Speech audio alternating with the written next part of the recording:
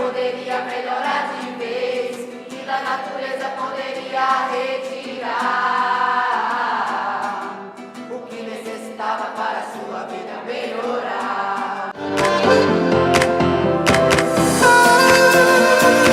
Como trata-se de uma escola integral, não é integral apenas porque é no tempo integral. Ela é integral porque trabalha as várias dimensões desse jovem, as emoções, não só o cognitivo, mas as emoções, a corporeidade, o aspecto transcendental, que é a questão da espiritualidade. Então, assim, ele acaba se apaixonando e desenvolvendo o sentimento de pertencimento a essa escola. Então, ele se sente parte dela. Né? Gosta de estar. Tem muitos meninos que dizem, parece estranho, mas é verdade, que no final de semana sente falta de estar aqui na escola. Com relação a todos os segmentos, a gente trabalha com muita integração, que cada um tem o seu papel. Assim como o corpo humano é formado de várias partes, a escola também é formada por pessoas diferentes, mas que têm um mesmo propósito. Eu sempre comparo com uma orquestra, que são instrumentos diferentes, tocados por pessoas diferentes, mas que executam a mesma melodia. Então, na escola funciona assim: pais, estudantes, educadores de sala de aula ou não, porque todos aqui são educadores, o porteiro, o educador da limpeza, o educador da alimentação, né, como os educadores que estão na sala de aula. Então, cada um assume o seu papel para ter essa sintonia, né, e essa harmonia que uma orquestra tem. Né, pessoas diferentes, mas lutando pelo mesmo objetivo, que é a formação integral do jovem que chega a essa escola. A relação que existe aqui entre professor, educador, estudante, estudante, a gente se torna realmente uma família. Né? Nós não somos só pessoas que trabalham na escola ou que estudam na escola. Somos pessoas que fazem parte dessa família EREM e que gosta de estar juntos. Isso faz toda a diferença. É isso.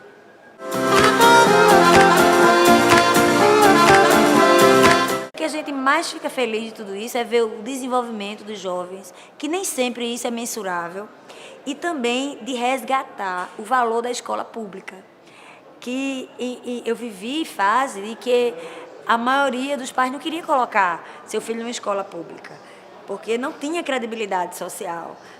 E hoje a gente vê aqui, estudando nessa mesma escola, a maioria meninos vindos de escola pública, mas nós também temos filhos do prefeito da cidade, de empresários da cidade, estudando junto com o filho do agricultor, do cortador de cana, do varredor de rua, né? E todos têm o tratamento digno que merece um jovem para se desenvolver.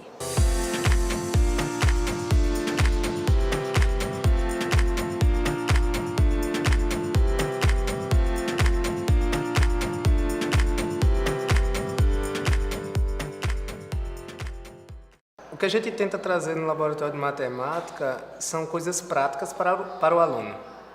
Porque normalmente matemática a gente faz muito no caderno e conta. Tem gente que acha que matemática é só isso, fazer conta. Mas no caso não é. A gente precisa tentar levar o aluno a raciocinar, ele pensar, ter paciência também em fazer as coisas. Por isso que no laboratório uma das coisas que a gente utiliza são jogos. Né? Sem contar também que a gente faz experimentos para provar algumas coisas em matemática. Por exemplo, para um aluno ter a ideia da altura dessa escola, né? Ele não precisa subir para fazer essa medição. Com a própria sombra dele e a sombra da escola, onde a gente pode utilizar uma trena para medir, ele pode determinar essa altura, através do ângulo também. Então são coisas que talvez até ajudem ele no dia a dia dele, mas ele não tem essa prática, normalmente é mais em fazer conta. Eu acho que a maior dificuldade é que eles chegam aqui na escola não gostando da matéria. Eles já chegam aqui como se a matemática fosse a pior de todas as matérias. Às vezes até o professor de matemática fica como se fosse o vilão da história, né? Porque ele vem tendo sucessivos fracassos nessa matéria. E a gente tenta aqui fazer com que ele goste, né? Que ele aprenda a gostar da matemática. E claro, do professor também, né? Eu acho que um diferencial aqui na escola não é só o ensino, né? A gente também preza muito pela amizade. entendeu? A gente se torna tão próximo aos alunos, tão amigo deles, que eles até fica mais acessível até a eles. Tem muitos que ficam como se fosse uma barreira em não querer aprender. Mas pelo fato de você ter uma convivência tão próxima aqui, eles até se abrem mais, eles querem, eles buscam. Acho que a amizade em relação do professor e aluno pesa muito.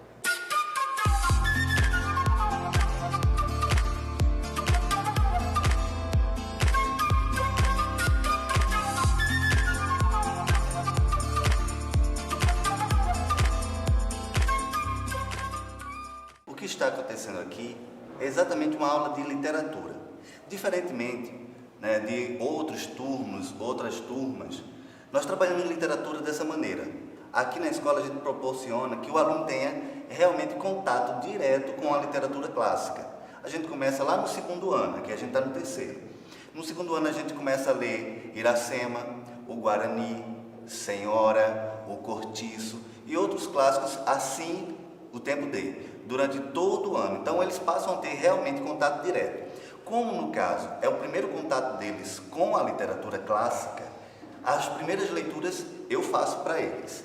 E às vezes o interesse, eu diria até que na maioria das vezes, o interesse deles é tão grande pela literatura que eles mal conseguem esperar pelo final da obra.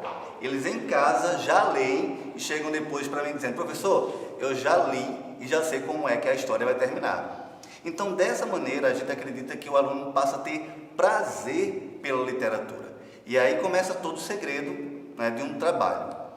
Se o aluno precisa ser um bom intérprete, ele precisa também ser, claro, um bom leitor.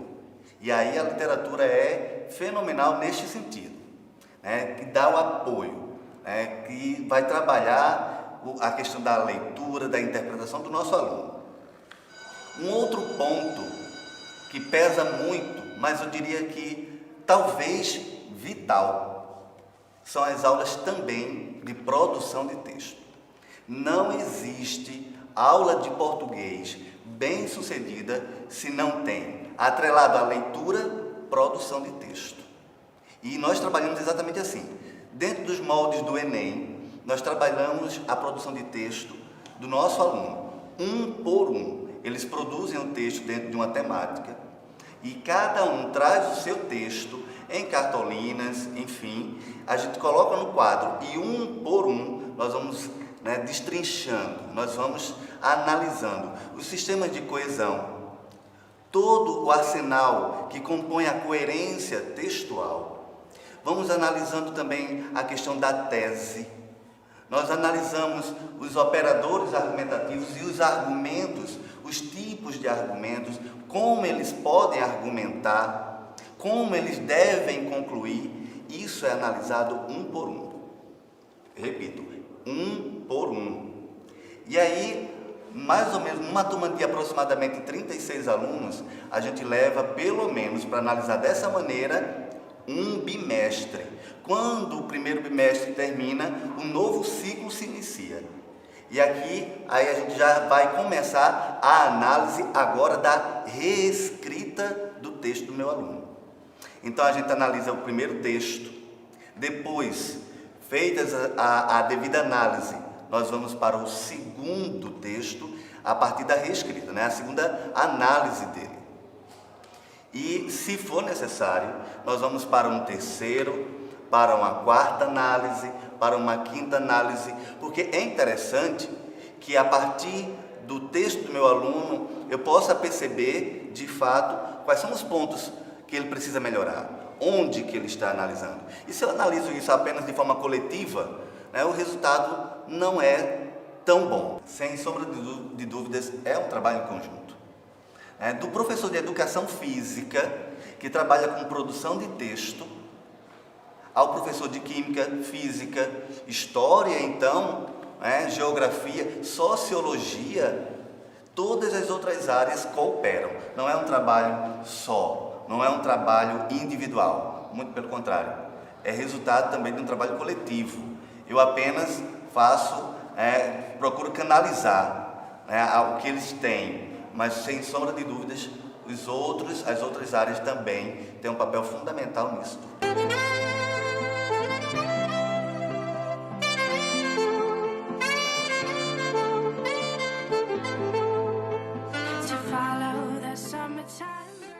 temos também, trabalhamos vários projetos.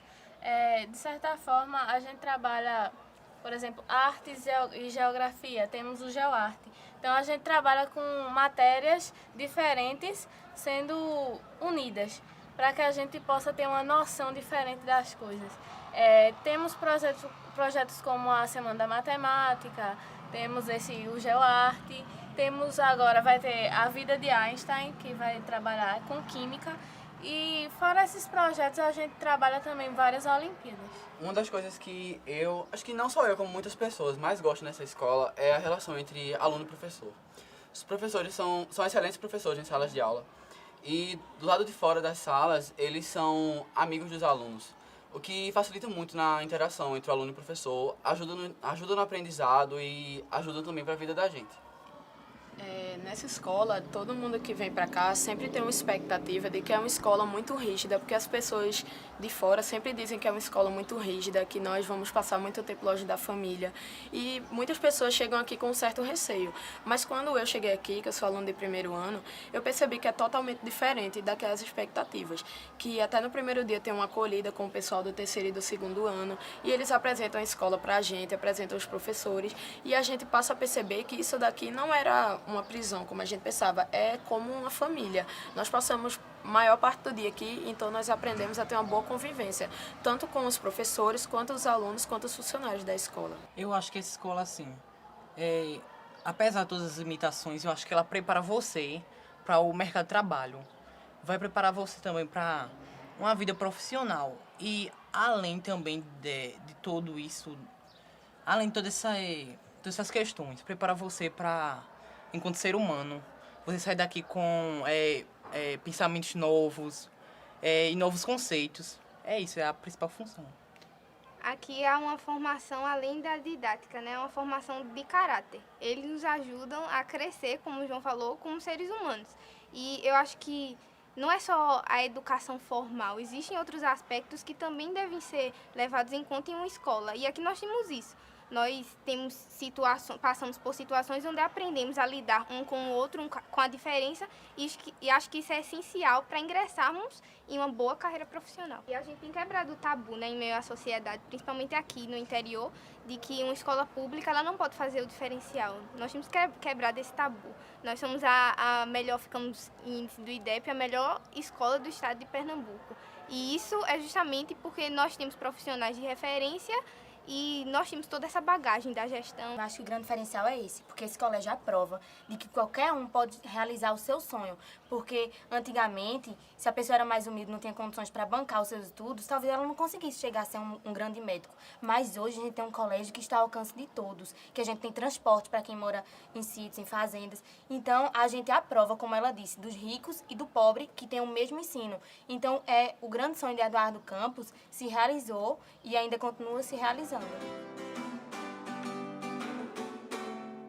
Química, ciência que estuda os materiais, suas transformações, e a energia envolvida na preparação de novas produções. Química, ciência que estuda os materiais, suas transformações, e a energia envolvida na preparação de novas produções. Tudo começou quando o homem conseguiu acender o fogo pela primeira vez. A partir daí ele logo descobriu que a vida poderia melhorar de vez, que da natureza poderia retirar o que necessitava para a sua vida melhorar. Usavam metais, cerâmica, vidro, perfumes contidos, os vegetais, destilação, fermentação, conservação. Os alimentos já não se perdiam mais, e apesar de tudo não sabiam como explicar. Faltavam métodos e teorias, era tudo praticar. Isso é o que me motiva. É fazer com que esses meninos aprendam de forma diferente, de forma dinâmica, mas também de uma maneira que seja consistente nas suas vidas. Que eles possam levar isso para o resto das suas vidas e irem para a universidade fazendo o melhor que eles podem fazer pela química e pelo mundo e pelas pessoas.